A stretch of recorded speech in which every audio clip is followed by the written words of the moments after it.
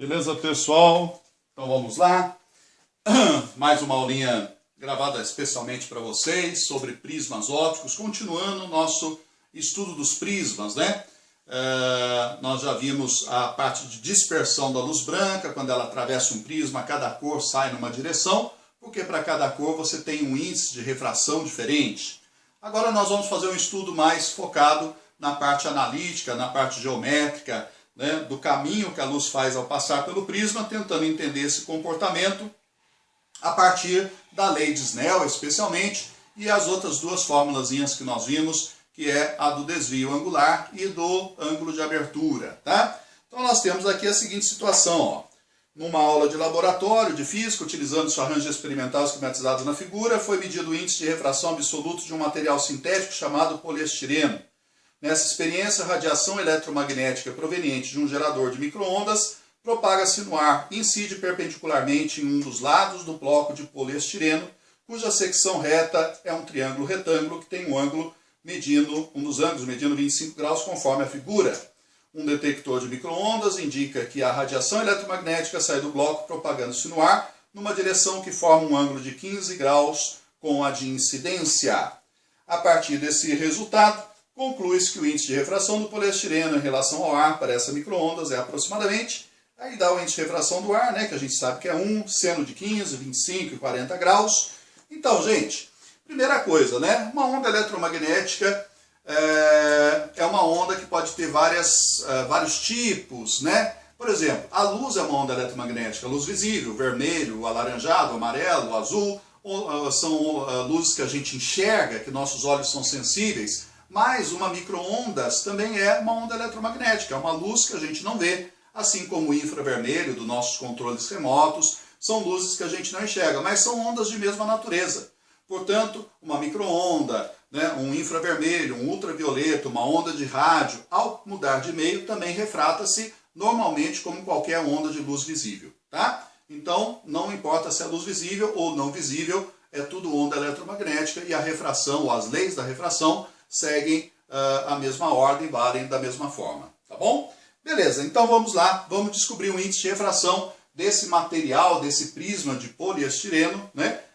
O N do prisma que a gente está querendo, o índice de refração desse material. Bom, primeiramente, como a onda entrou perpendicularmente aqui a essa primeira face, ela passa para dentro do prisma sem se desviar, né? Passa aqui sem se desviar, beleza? Bom, para a gente achar o índice de refração, nós vamos ter que aplicar a lei de Snell, mas para isso a gente precisa desse ângulo de incidência da primeira face e desse ângulo de refração, né, subsequente. Aí, tendo os ângulos de incidência e refração, conhecendo o índice de refração aqui de fora, que é o ar, a gente consegue o índice de refração do prisma na lei de Snell. Bom, para chegar nesse ângulo, vamos olhar aqui, ó. Nós temos aqui em cima um triângulo retângulo. Temos um triângulo retângulo. Se esse ângulo de cima é 25 e aqui é 90, né? Então, este ângulo aqui, ó, este ângulo aqui, deixa eu fazer de pretinho, vai ser quanto? 90 mais 25 dá 115, para 180, né? Vai dar 65 graus.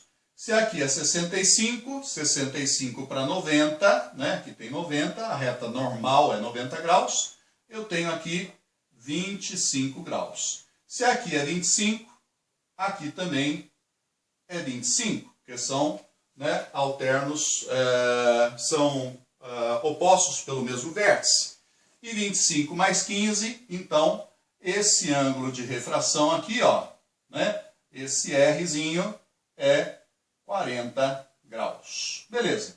Então nós já temos o I, o ângulo de incidência 25 e o ângulo de refração 40. Lei de Snell. Seno de I vezes N do prisma igual ao seno de R vezes N do ar. Né? Aqui é o ar, aqui fora é o ar. Tá certo? Aí o seno de 25 não somos obrigados a saber, por isso ele deu 0,4 vezes o N do prisma. Seno de 40 também não somos obrigados, por isso ele deu 0,6 vezes 1, que é o N do ar. Portanto, o N do prisma vai ficar 0,6 por 0,4, que é a mesma coisa que 6 quartos, ou 3 meios, que é igual a 1,5. Não tem unidade, é um número puro. Está aqui o índice de refração desse prisma, né, usando a lei de Snell. Tá bem? É um trabalho de geometria? É de geometria, por isso você precisa fazer o desenho, tentar ir localizando os ângulos, achando os ângulos ali dentro, que nem você faz na parte de geometria da matemática, né? Mas está aí a nossa primeira questão da página 188. Muito bem, e vamos para a próxima.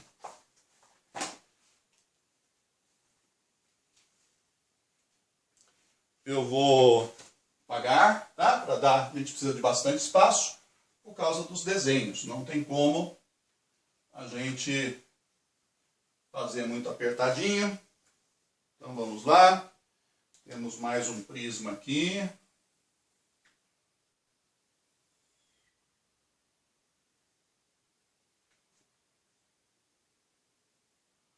Prisma de ângulo de abertura A.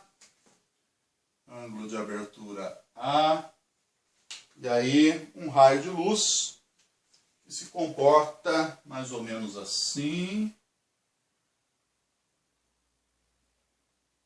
Aí atravessou o prisma, né? Vamos fazer uma reta normal aqui e uma reta normal aqui, né? Normal 2, normal 1, beleza? E temos aqui um ângulo I, o ângulo de incidência na primeira face, e um ângulo θ, o ângulo de saída na segunda face. Bom, agora vem o texto. O raio de luz monocromático I, esquematizado na figura, incide sobre o prisma transparente de ângulo de refringência 60 graus. Ângulo de abertura ou refringência é a mesma coisa, tá, gente? São esses dois nomes que a gente usa para aquele ângulo lá de cima do prisma, né? Chamado ângulo de abertura ou ângulo de refringência, tá bom?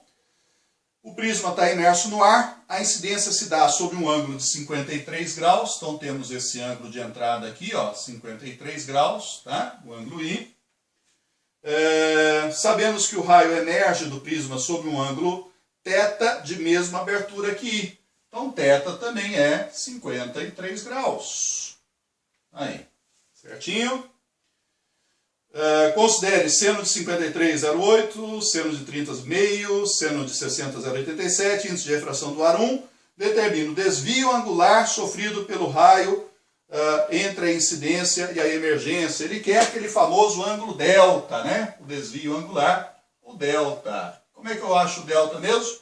O delta é o I mais I' menos A. I mais I' menos A me dá o desvio angular. Tá certo? Então vamos calcular ele aqui. A gente tem o I, 53. O I' também é 53. E o A é 60. Então isso vai dar um desvio de 106 menos 60, 46 graus. Está aqui o ângulo, o desvio angular, né? Entre o raio que entra e o raio que sai. Né? É esse ângulo aqui, ó. Desvio angular é esse ângulo aqui. Deixa eu fazer com outra cor. Aqui, ó. Outra cor, peguei a mesma, né? Peguei o preto mesmo. Aí, é esse ângulo aqui, ó. Delta, que vale 46 graus. Beleza? Bom, agora ele quer o ângulo de refração no interior do prisma. Esse ângulo de refração aqui, esse Rzinho. Agora eu preciso dizer uma coisa para vocês, gente. Esse é o Rzinho, esse é o R', né? É o ângulo de refração da primeira face e o ângulo de incidência na segunda face. Lembra que A é igual a R mais R'? Só que tem um detalhe. Sempre que o I for igual ao I' ou o I igual ao θ, esse ângulo de entrada igual a esse ângulo de emergência do prisma, o R vai ser igual ao R'. Quando os dois de fora são iguais, os dois de dentro também são, tá? Isso é geometria, a gente consegue provar olhando para os triângulos aqui. Não vou fazer isso agora, que não vem ao caso, mas a gente já descobriu o valor de R, então, porque se o A vale 60 e o R é igual a R', então eu posso dizer que A é igual a 2Rs, portanto R vale 30 graus. né? Está aqui o ângulo R, 30 graus. Beleza? E o item C, o índice de refração absoluto do prisma, a gente consegue calcular isso na lei de Snell. Vamos aplicar a lei de Snell aqui nessa refração, ó. Nessa refração aqui. Vamos lá? Muito bem. Como é que fica? Seno de 53 vezes N do ar igual seno de 30 vezes N do prisma. Beleza. Seno de 53, ele me deu aqui, porque eu não sou obrigado a saber. 0,8 vezes 1 igual meio, seno de 30 é meio, esse eu sei, vezes N do prisma. Passo meio dividindo. Né? Dividir por meio é a mesma coisa que multiplicar por 2. Portanto, o N do prisma vai ser 1,6. Está aqui o índice de refração do prisma. 1,6 não tem unidade, é um número puro. Beleza, mais uma questãozinha de prismas aí, né? Na nossa série de estudo dos prismas ópticos. Deixa eu ver se a gravação está correndo bem aqui. Beleza, então vamos continuar. Vamos fazer mais um. Aqui já vou apagando, porque com a gravação você pode dar o pause, olhar. Não há necessidade, né, de a gente ficar esperando você fazer o registro. E vamos para a questão 3. Questão número 3. Muito bem.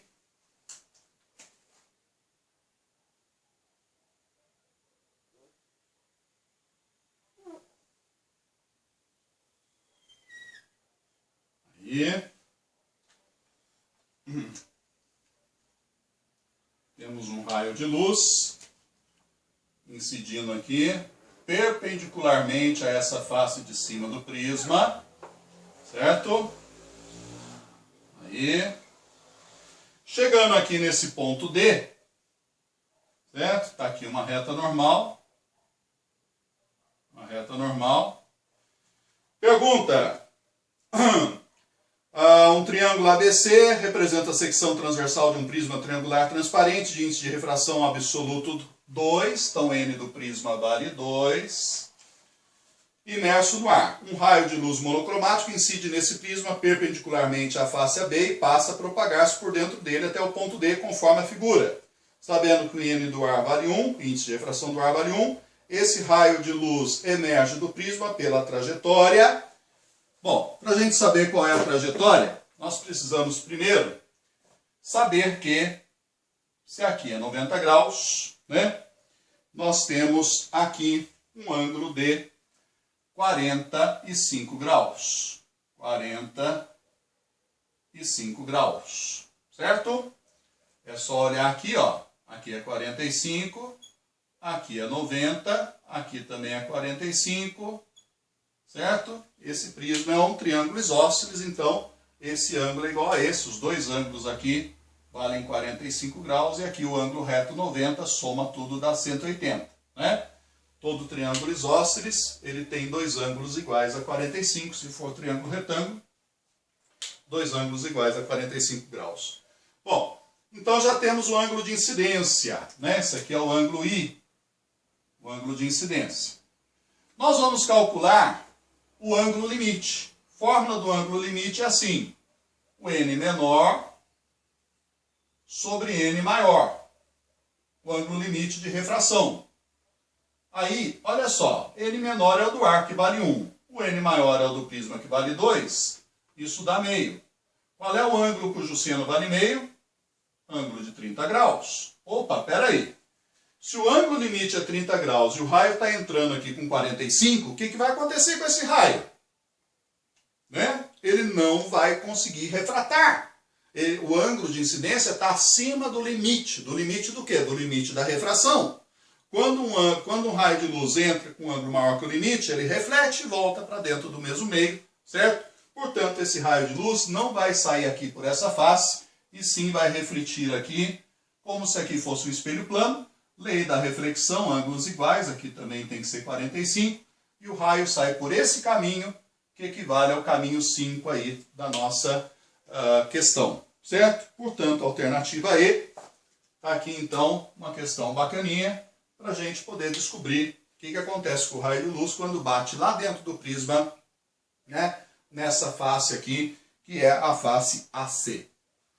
Beleza? Então tá aí mais uma situação interessante, né? Você sabe que os prismas são usados dentro de instrumentos de observação como prismas de reflexão total mesmo, como esse caso aqui, sabia disso? Dentro de binóculos, dentro de telescópios, ao invés de usar espelhos, eles usam prismas. Por quê? O prisma, ele não distorce a imagem, o prisma, ele não fica velho como o espelho, né? Aquela prata do espelho, ela envelhece, começa a dar manchas. Então, você evita todos esses problemas usando para reflexão dentro desses instrumentos um prisma óptico ao invés de usar espelhos planos. Tá? É o caso aqui desse periscópio. Ó, tá? Questão número 4, a última questão, diz o seguinte. Na figura a seguir está representado o funcionamento básico de um periscópio, um instrumento óptico de larga utilização em submarinos. Com a embarcação submersa, o periscópio é erguido, possibilitando aos tripulantes se informarem sobre corpos situados na superfície da água.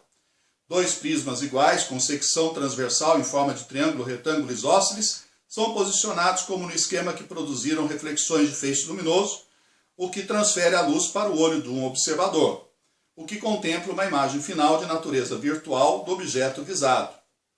Admita que R seja um relógio de ponteiros cujo mostrador há traços no lugar de números. Se a indicação de R for 9 horas, que horário será lido pelo observador O? Então, gente, olha só, o que acontece quando você vê uma imagem por reflexão é que a imagem ela sofre, né, aquele fenômeno do enantiomorfismo, ela inverte. Mas como está refletindo 2 vezes, ela inverte e desinverte. Então, na primeira imagem, 9 horas apareceria como se fosse 3 horas. Mas na segunda imagem há uma desinversão, quer dizer, volta ao que é natural e você acaba vendo 9 horas. É a mesma coisa de você estar diante de um espelho levantando a mão direita. A primeira imagem vai levantar a mão esquerda, certo? Mas se você colocar mais um espelho refletindo essa imagem, ela inverte novamente, e aí ela vai levantar a mão correta, a mão direita. Então você faz o duplo enantiomorfismo, quer dizer, a dupla inversão, e a imagem final fica idêntica ao objeto. Entenderam isso? Então, resposta do A, né? Ele vai apresentar o mesmo horário, 9 horas. 9 horas. Tá legal? Beleza? Então vamos para o item B.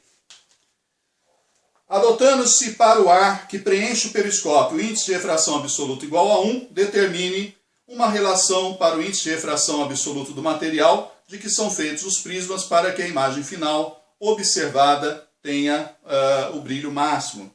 Né? Quer dizer, você quer que ocorra uma reflexão total. Né? Para ter brilho máximo, você aproveita toda a luz. Reflexão total. Então vamos lá. O que tem que acontecer? Basicamente é isso que está acontecendo aqui, tá, gente?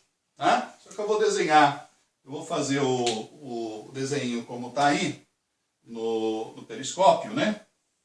Ó, então você tem aqui, vou fazer só o do primeiro prisma, não há necessidade de fazer dos dois, o primeiro prisma. Então a luz vem, certo? E reflete aqui, certo? É assim que está acontecendo, tá certo?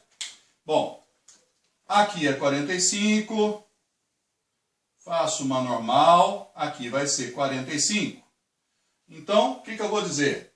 Que 45 graus é maior que o ângulo limite, certo? Porque está tendo reflexão total é porque 45 graus supera o limite. Então, seno de 45 graus tem que ser maior que o seno do ângulo limite. Seno de 45, raiz de 2 sobre 2. Seno do ângulo limite é o n menor sobre o n maior. Está aqui a formulazinha do seno do ângulo limite, aproveitando a questão anterior. N menor é o do ar, que vale 1. N maior é o n do prisma. Portanto, né, isolando o n do prisma vai ter que ser maior que 2 sobre raiz de 2. Racionalizando, multiplicando por raiz de 2 em cima e embaixo, tá? O n do prisma fica assim, maior que raiz de 2. Você racionaliza, vai cancelar esse 2 com 2 de baixo, vai ficar só raiz de 2 em cima. Portanto, para ocorrer a reflexão total dessa forma, para que eu tenha brilho máximo, para que eu tenha um aproveitamento total da luz, né, refletindo aqui, o índice de refração do material do prisma tem que ser maior que raiz quadrada de 2. Beleza? Espero que tenham aproveitado aqui mais informações sobre prismas, né? Mais um estudo aí, nesse caso, como eu disse, um estudo geométrico, mais analítico da parte de prismas ópticos. E até a nossa próxima aula. Muito obrigado pela atenção.